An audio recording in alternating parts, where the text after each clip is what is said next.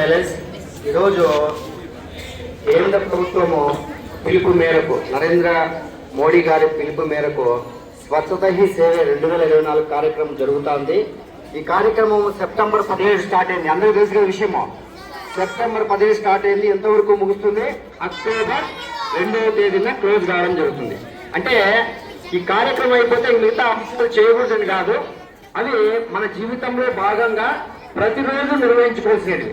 అంటే కార్యక్రమం అయిపోతా అంటే మిగతా అంశాలన్నీ ఆపేయడం అని కాదు అర్థం. అవగాహన, ఉత్సాహపరిచి వాటిలో చైతన్యపరిచి మనకు కావాల్సిన అంశాలని తెలియజేయడం జరుగుతుంది. ఇక్కడ ఈరోజు మన కదిరి పురపాలక శాఖ ద్వారా వచ్చిన టీం అందరికీ స్వాగతం సుస్వాగతం. స్వాగతం సుస్వాగతం. స్వాగతం సుస్వాగతం. అయితే ఈరోజు పాఠశాల నుంచే ప్రారంభం కావాలి, ఇంటి నుంచే ప్రారంభం కావాలి. ఎప్పుడైతే ఆ స్వచ్ఛతా కార్యక్రమం పాఠశాల నుంచి, ఇంటి నుంచే ప్రారంభం అవుతుందో నువ్వు సీనియర్ సిటిజన్ అయ్యేంత వరకు అలాగే కొనసాగుతావు. పాఠశాల ఏ విధంగా క్రమశిక్షణతో మెలుగైతే జీవితాంతం క్రమశిక్షణగా మెలుగవుతావో అనే భావనతోనే ముఖ్యంగా పాఠశాల ఎంపిక చేయడం జరిగింది.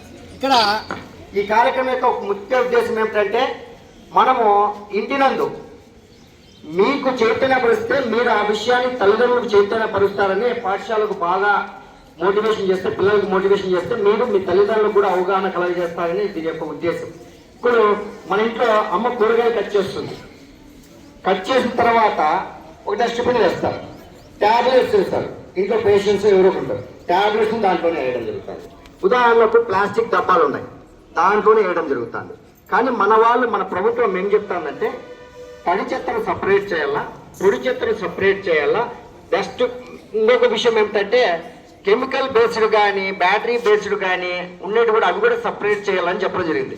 మనకు అంత అవగాహన లేకపోయినా కొద్దిగా అవగాహన కల్పించండి.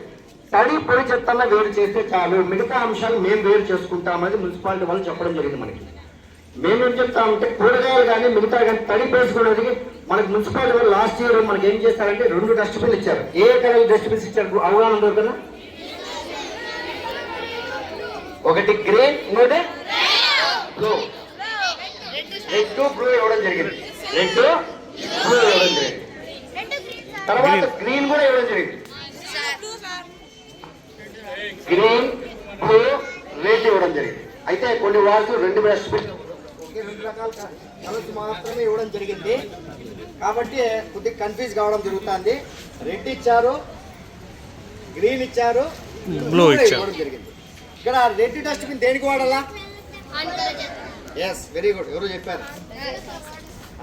మన అమ్మ నాన్నకు కూడా మనం చెప్పాల్సిన పని, మన ఎదురింటి వాళ్ళకు, పక్కింటి వాళ్ళకు, ఆ బజారు వాళ్ళకు మీరు మోటివేట్ చేయాలా. మనకు డస్ట్బిన్లు ఇచ్చారు, ఆ డస్ట్బిన్లో పొడి చెత్త ఒక డస్ట్బిన్లో, తడి చెత్త ఒక డస్ట్బిన్లో వేసి అక్కడ వచ్చినటువంటి వెహికల్ వాళ్ళకి ఇస్తే వాళ్ళే మిగతా పని అంతా చేసేస్తున్నారు ఆ డంపుకు తీసుకొని వెళ్ళి. కాబట్టి ఇదొక్కటి చేస్తే చాలు, మనము స్వచ్ఛ భారత్ను మనము ఇక్కడ సాధించుకున్న వాళ్ళం అవుతాం. మొదట స్వచ్ఛ కదిరి, స్వచ్ఛ ఆంధ్రప్రదేశ్, స్వచ్ఛ భారతదేశము, ఇది ఈ లక్ష్య సాధనలో మనము కూడా ఒక అడుగు ముందుకు వేసి అందరికీ అవగాహన కల్పించాలని విద్యార్థులందరికీ ఒకసారి తెలియజేస్తున్నాను. తర్వాత ఇప్పుడు మన పాఠశాల కార్యక్రమాలకి 2 కార్యక్రమాలు ఉన్నాయి, దాంట్లోకి వచ్చేస్తాను. ఎండ ఎక్కువ ఉంది.